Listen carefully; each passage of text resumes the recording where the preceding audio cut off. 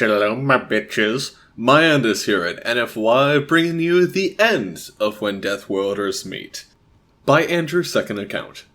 I'm actually still not done with my thesis, but fuck it. Yeah! Aranis tossed the vellum aside in disgust. Not that it mattered, but she wondered whether the message was being sent as a warning or a threat. "We have to get out of here," she said, not even bothering to whisper. "Or hide somewhere." "Yeah, definitely," agreed Stephen, looking to her cage. She had been afraid he'd get that idea. While it was most certainly true that she wasn't quite ready to introduce Stephen to her skeleton friends just yet, for fear that he might take it the wrong way, she had other more salient concerns. For one, while the bars might afford some small measure of protection, forcing their assailants to carefully aim their shots, it was far from perfect. As much as she moved around in there, they had always found a way to hit her before. But that alone did not give her pause. Some protection, even just to temporarily confound the enemy, beat nothing any night of the week. No, she wasn't going back into that cage for one simple reason. She couldn't bring herself to go back in there. Not after she had spent almighty knew how long alone inside that ossuary, with no time, no thought, nor company, only hoping for death to claim her and end the torment. Just thinking about it made her shake. "I don't think it'll work," she said. "We have to find something else." "We'll find something else after we get some cover in there," he said, stepping inside the cage to examine it. She heard a cascade of crunching noises. That had to be Twin-Nagard. Stephen's foot had gone right through his chest, smushing some choice organs she'd been saving. "What the shit, Aranis?" she heard the man yell. "Is this... Oh God, it's like a slaughterhouse in here!" She mentally shrugged. She doubted his feet were very clean, but she would be dead long before she worked up the courage to eat more of Twin's foul-tasting, rotting entrails anyway. "Don't get mad at me," she said, indignant. "You're the one who wasn't looking where he was going and ruined my supper. What a posh gentleman you are. Can't even stand to see where your meat comes from." "No! Oh, God, no!" His voice barely above a whisper, his hand moving to cover his mouth and nose. He rolled Twin's head to the side, examining the skull cavity. One of his eyes fell out. Though she had chewed most of his face off, she had gone to great trouble to leave them in there, so he seemed more interested in what she had to say. I think these were intelligent people. They made you eat them?" "Of course not," she said. "I could have starved, or played their little games, got some gruel, and as my reward, got to take a little longer to starve to death." "But those lunatics! Killing their own slaves just to feed you!" "Slaves?" She cocked her head to the side, confused. "You mentioned something about that before." "Maybe, but I don't think so. One of them was perfectly content to torture me all on his own accord. He seemed like he was rather enjoying himself, actually. The other two were his friends. I think they might be in the employ of the warden." "Well, that makes it even worse," Stephen said. "I wonder why anyone would work for the captain if he was the kind of guy to—" He paused, looking down at the remnants of the three monsters, then back at her. She grinned wide, flashing her pearly white teeth at him. She felt quite proud of her perfect smile. The corners of Stephen's mouth curled up in response. "Oh, I see. The captain didn't kill these people," he said in a flat tone. "Of course he didn't. Why would he do that? I did," she said. "They're monsters. They took me and tortured me. They deserve no less." "Right," he said, nodding his head. "And you ate them." "Want some?" she asked, sarcasm and humor laid on thick. "I could prepare some wonderful sausage for you out of that one's intestines, that one's innards, and the third one's back fat. Season with some slime-mold, and it's supper fit for a queen. He appeared to be the opposite of amused. She sighed, seeing his revulsion to be genuine. I did it because I had to, my gentleman, not because I wanted to, she carefully explained. It's true that I don't see this as cannibalism, which I know you're thinking because the thought crossed my mind too. The truth is, for whatever reason, I can't seem to think of them as people, no matter what they say nor how intelligent they seem. I cannot place myself as them, think as they would, or feel ill for their illness. Do you understand? Yeah, I understand. And what about me? He asked. It hurts me deeply that I hurt you without cause, she said, rubbing her chest. I feel for you as I would my own kin, and while I'm sure you would be absolutely delicious to eat, you are very clearly a person, so that would be cannibalism. Still, best to be on guard around me, she finished, playfully snapping her jaws at him. He walked to her, crouched down in front of her. Without warning, he gently tapped her on her nose.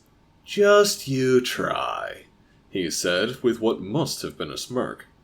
He leaned over her, scooped her up into his arms. Embarrassed, she tried to help herself to her feet without him, but she was already standing with his assistance. No man from her people could have lifted her like that. Of course, no man she had ever seen was as large as him either. What are you doing? She asked. They had nowhere to go except... First, we get you to your feet, he said. Then we walk into the cage for some... No, she said, pushing away from him. I don't care how big you are, you're not going to get me to go back in there. Not now, not ever. He tried to urge her ever so gently into the cell. Come on, Aranis, we have to. No! She yelled into his face, her teeth narrowly missing everything from the furry patch above his left eye to the bottom of his chin. Shocked by what she had almost done, she looked away. I'm sorry, that wasn't me. I just can't go in there. If that means I die standing here, then please just let it happen. Not a problem. I think I understand, said Stephen. And I'm sorry for trying to make you do something that you didn't want to. What if we climbed on top of the cage instead? The bars beneath us could still offer some protection. I could try that, she offered hopefully. But if we start, and I don't want to anymore, then we stop, and we find some other way to protect ourselves, he finished for her. She nodded with a smile. Help me over there, she said. She leaned heavily on the tall man, still uneasy on her feet. You're heavy. What do you eat, lead? Just kidding. I know what you eat, he joked with a smile, wrapping one arm around her waist and pulling her other over his opposite shoulder. His hand had tickled where he held her above her hip, causing her stomach to tense. He took notice. That's why. You must spend your time in the weight room. Have you thought about switching to cardio? She was about to ask what that was, followed by asking what the next step was in their escape, when a loud cracking and whining noise startled her. It had come from the voice indentation in the wall. Their time had just ran out. It was bound to happen sooner or later. She cursed the warden for the 1,000th time. The 7 hills did their translators reactivate? Well, find out how before I send you in there to ask them, the warden's voice screamed, seemingly to neither she nor Stephen, but somebody entirely unseen. Perhaps that person was in the adjacent room with the warden from whence he spoke. Night Beast, you will slash the human until he bleeds out immediately, or I will personally administer your bath every single day, all day, until your skin is flayed from your bones. Wide-eyes, she felt the human shift beside her. I will not hurt this gentleman again, she yelled, unsteadily splaying her claws and rising on the pads to her full height, almost a head taller than Stephen. I swear upon my honor as Her Imperial Majesty's Dame Commander that I will personally quarter your body and remove your head in that order with my bare feet. It was the first thing she had said to any of the takers, but she had let that particular secret go when she had introduced herself to Stephen. So be it. Two embrasures opened on the opposite sides of the room, followed immediately by a pair of loud pops. Stephen heard the sound and knew immediately that these dart guns were the poisoned arrows which Aranis had warned him of. At hearing the sound, he gave no thought to immediately pushing his companion away from him. She must have had the same idea, because when his hands met her shoulders, her hands met his chest. They didn't so much as shove each other away as explode apart. Adrenaline was a hell of a drug. It was far too late for either of them, he knew. He could feel his dart jabbing into his back, where he'd landed on top of it, painfully forcing it deeper into his skin. He could see hers sticking out of her side, just at the level where it would be a kidney on a human. Against all odds, he saw her getting to her feet and staggering towards him. He marveled at her persistence and strength of will, pulling himself into a seated position to yank the barbed dart from his back. He examined it carefully. A few millimeters of viscous blue liquid remained inside, but the rest had clearly been injected into his body. He wondered how much time Aranis had. She staggered to a dazed halt in front of him, like a puppet with all her strings cut. She fell on top of him, pressing him to the deck. Stephen reached out to catch Aranis as she fell, though there was only so much he could do from his reclined position against her dense weight. He collapsed under her, his back slamming against the floor. Her head landed next to his, so close that her open mouth practically surrounded that side of his face, a hot, humid breath of air buffeting his senses. Earlier, he would have estimated her weight to be around 75 kilograms, but now, having collapsed while standing, she had felt at least twice that heavy. He couldn't move a muscle while pinned under her. He first tried to remove the dart from her side to get a better look at it, but found that he could not. The moment he tried to move, he felt her fighting against him, her arm pressing down onto his. "Don't move a muscle," she whispered, her long tongue tickling his ear. His translator did its best as she tried to speak with her mouth gaping and awkwardly pressed against his head. He got the general idea. "Tay dead. Tusney." Without a second thought, Stephen went limp and closed his eyes.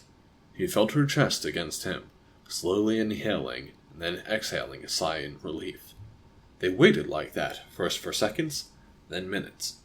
He was about to take a short nap, made more difficult by her weight and high body temperature, when he heard the door to the cargo hold sliding open.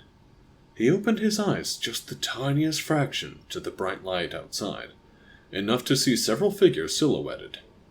The first one, he could tell, was Ginta. The others, maybe 4, he had no idea beyond the fact that they looked to be holding some kind of rifle. He readied himself to hold Aranis in place in case she decided to attack without warning. "Yes, it seems like the altered night beast serum I prepared has knocked them out," he could hear the centauroid doctor loudly saying from the doorway. "It's safe. You can move her into the cage. I'll wait right here." Stephen could feel Aranis salivating. The warm fluid started to pool around his cheek and ear. He really wanted a Q-tip and maybe a small towel, and she really needed a breath mint or 20. One of Ginta's escorts shoved the doctor in her upper back with the butt of his rifle. "Not good enough, veterinarian," the crewman replied. "You know what the captain said. Your drugs, you get to go in first to make sure they're out cold. We'll wait right here." With another prod, he could see the doctor slowly trotting towards Aranis and himself, her hooves slightly clapping against the deck plate with each step. He readied himself to hold Aranis tight if he had to. It would not help any of them to have her disembowel the good doctor. To his immense relief, he felt only his companion's hot breath and what might have been a growl from her stomach. Even as the doctor hovered over them, prodding them each in turn with a hoof, Aranis made no move. "Yes, my formulation has worked. They're definitely both out," said the doctor, stepping back. You can move them now. I would hurry, though. The effects of the drug may not last long. This is the first time we've tried something like this on the humans species. Look at her. Not so tough now, is she? Asked one, stepping over to where they lay. Stephen could see Ginta in the doorway now, staring at him, and nodding her head up and down in exaggerated motion. Nah, she's nothing, said another crewman, crouching down beside them. He poked Aranis in the side. Look at her, trying to protect her boyfriend. Well, too bad, bitch. As soon as we get you back in the cave, he's getting a plasma bolt to the head. Those two were joined by two others, and still Aranis hadn't betrayed any sign of life beyond the rise and fall of her chest. He could feel her breathing faster, and her heart pounding into his chest, though. Beyond that, however, she didn't move a muscle as each alien took one of her appendages in hand, tentacle, or other grasping organ. He began to wonder if perhaps something had gone wrong with a plan that everyone but him knew about, if she had been paralyzed, and if he would have to intervene. He almost resolved to stop them from taking her into the cage when a head fell onto his lap. He rolled to his feet just as a creature that looked like a praying mantis bred with a buffalo fell to his right, its head separated from its body by a good 2 meters now. Something with tentacles began to bring its rifle to bear on Aranis, only for Stephen to smoothly pry it away. He shot it 6 times, while Aranis landed just as many of her powerful kicks on the third crewman. It occurred to Stephen that she might have been going easy on him in their tussle. Very easy. With both hands she held on to a being 1/2 meter taller than her, while her hind legs kicked up into its abdomen and then slashed downwards. On the upswing, her legs operated like a kangaroo's might, stabbing into the alien with dagger-like claws. On the downswing, her claws dug deep, ripping and tearing, spewing blood, guts, and bone with each motion. It was like being on the receiving end of a massive, intelligent, and angry reciprocating saw. When it looked like she was holding the being up by herself, all ability to stand on its own having been departed with its life, she bit out the throat for good measure. That only left the fourth crewman, who had backed himself away from the pair and made his way to the doorway. He held his rifle at the ready, taking turns aiming it at Stephen, then Aranis, as he carefully shuffle-stepped backwards. He was too scared to think rationally, Stephen realized, and had defaulted to trying to hold them in place. In moments he would come to his senses and decide whether to fully commit to shooting or to running. It was too late, though. The crewman had already made one fatal mistake. Situational awareness. Aranis, for her part, had begun edging her way into the shadows and out of the swath of light cast by the open doorway. In front of her, she held the remaining upper half of the last crewman she had killed, its entrails still spilling out, ostensibly for protection from the plasma rifle. It was equally likely that she was just a nervous eater, as she continued to bite off chunks of her kill and swallow as she apprehensively eyed the gunman. Stephen had begun to consider dropping his weapon and stalling for time when, for the second time that day, a head hit him in the stomach. Or rather, most of a head. The blow hadn't been nearly as clean as one of Aranis' slashes. Ginta's hind legs landed with an echoing thud and bloody hoofprints. She then turned back to face the pair. "Let's go!" she shouted. A crumpled and bloody heap, thanks to Ginta's devastating mule kick. She wasn't the biggest creature on the ship, but that wasn't saying much when almost everyone else aboard stood 1/2 to double his height. He suspected that many of the inhabitants aboard were from low-gravity worlds. That had something to do with it. Even after spending so long in zero-G, this place still made him feel unnaturally light on his feet. At around 150 centimeters at her mid-shoulders, Ginta's lower profile appeared to be a full-grown buck reindeer. From her middle shoulders to her upper shoulders, she might have been an androgynous human of adult average size. Her head could be compared to that of a mule deer, with a forehead, but with 6 tiny horns in place of antlers. She sported a small coat of fur over every millimeter of her body, with small fine hairs as a lower layer, and longer, coarse hairs as an upper layer. Her coloration ran the gamut from light brown to dark brown, interspersed with darker spots and fading to tannish white on her chest, underside, and rear. She, like everyone but he and Aranis, wore no clothes, nor a hint of clothes. Instead, she opted to wear a very human-like backpack on her upper half and a pocketed harness on her lower. Unlike when he had noticed his predator friend with her torn undershirt, the doctor very clearly intended to be naked. It looked appropriate, actually, given the fur already provided her with sufficient coverage. He almost felt like one needed to have bare skin to even have the option of being in the nude. "Glad to see you again, Doctor," said Stephen, patting her lower shoulder as he hurried from the cargo hold into the adjoining corridor. It was then that he noticed Aranis had yet to follow. He turned back to find her crouched in the shadows of the open hold, still holding onto the corpse of her assailant. "I need a moment," she said. "It's too bright to see out there. My eyes will need time to adjust." "Okay, we'll wait then," Stephen replied with a nod. "We don't have time for that," said Ginta. "Maybe a minute or two to get to the command deck tops. It's the only deck Anticotoon won't expose the vacuum to kill us." Stephen held his crouching companion to her feet. "I'll guide you there until you can see," he said. "No, my gentleman. That will only slow you down." "Climb on my back," called Ginta. "Now!" "Are you sure, physician?" she asked wearily, getting to her feet.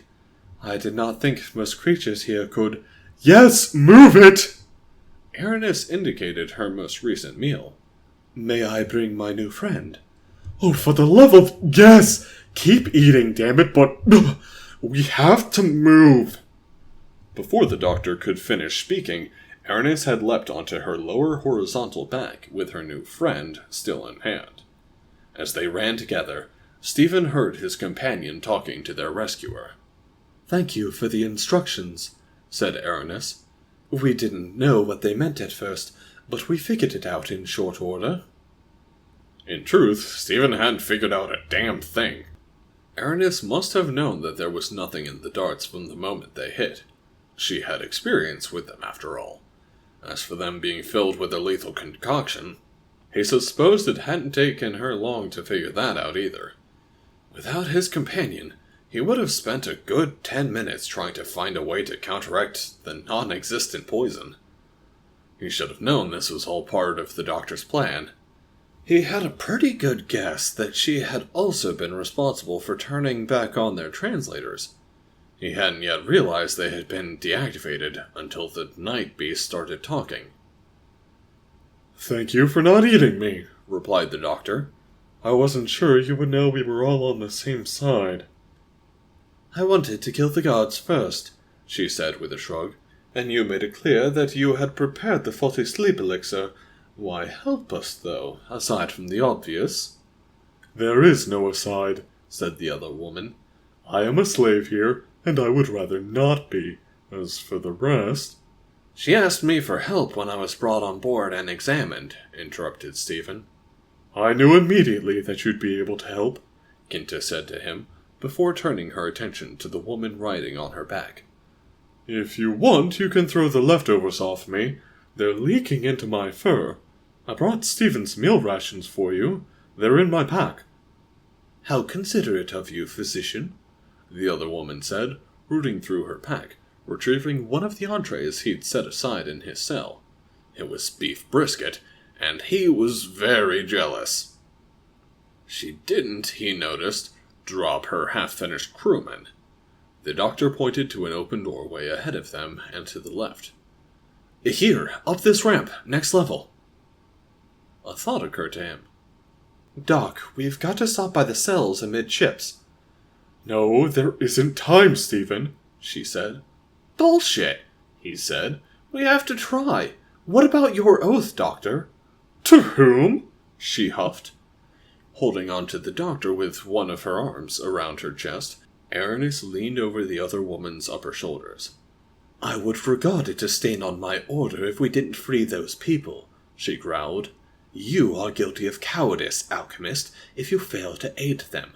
Do you know what that means?" It means that we're going to free them, Ginta said with a sigh. Idiots, both of you. This way. They started up the ramp and exited onto the third deck where the slave quarters were located. Stephen hadn't seen this part of the ship on his tour, but recognized a prison when he saw one.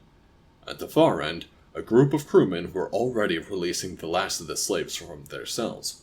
It wasn't often that the enemy did his job for him, but he wouldn't look a gift horse in the mouth. He saw two of the crew pointing their rifles at the slaves, now pouring into the halls. "Kill those 3 and y'all go free!" one of them cried. "Oh, that's why," mumbled Stephen. They don't know who you are, said Ginta. They won't know what you two are capable of. Please don't hurt them. Me? I don't think we have much of a choice, said Stephen, charging behind the cover of the cell's doorframe. He aimed his rifle at one of the armed slavers and pulled the trigger. It fell, a large smoking hole appearing in its chest, just before it toppled out of sight. With some consternation, he noted that killing the crewman had done nothing to quell the charging mob. He tried killing another one, and succeeded just as easily. He briefly considered that his enemy were unnaturally slow. Even allowing for normal dilating perception of time in combat, they were slow to move, slow to draw a bead on him, and slow to react. He heard a deafening sound, something between a lion's roar and what Hollywood says a velociraptor sounded like. From the corner of his eye, he saw the source. Erin is standing at her full height on Ginta's lower back, a hand on the Centaurioid's head to stable herself. With the other, she held her crewman meal by its dangling spinal column. Everyone paused in their tracks at the harsh war cry. All eyes were on the Dame Commander. Stephen took the opportunity to shoot another armed crewman in the stomach. "I am the Night Beast!" Aranis screamed, throwing the corpse hard. It soared down the hall with such force that when it hit the ground, it burst into a splattering shower of vital fluids, bone, and gore. "You will leave this place now, or I will kill every last one of you!" Now that had routed the charging slave mob. To the escape pods!" Stephen added. "Go that way!" Aranis looked at him and cocked an eyebrow. He shrugged, so did she. Either she had no idea what an escape pod was, which was more likely, or she didn't appreciate him ruining her moment. Or both. The man made a mental note to send a distress signal for those pods, or release a nav buoy, or otherwise let someone know where they were. Aranis's ploy, that really wasn't a ploy at all, had worked perfectly. The mob of slaves and the handful of remaining crewmen had dispersed in every single direction but the one that took them near him and his companions. He had to admit, she was quite intimidating. In the dark of that hold, just after their rescue, while chewing on half a dead crewman, she was genuinely terrifying. In the abstract, she was a lot like the worst alien space horrors that cinema had to offer. It was more than just her bearing and behavior, as his arms could attest. And he had booped her snoot, daring her to eat him. Her vision must have adjusted sufficiently, and her strength returned, as she wasted no further time in jumping down from Ginta's back and joining him at the other woman's side. "2 more decks and we'll be safe," the Deertar said. Hey, so this was supposed to be one big recording for the finale, and it's not. Go search for the finale video. Yeah, good. Yes, fuck, I'm tired. Have a nice one, y'alls.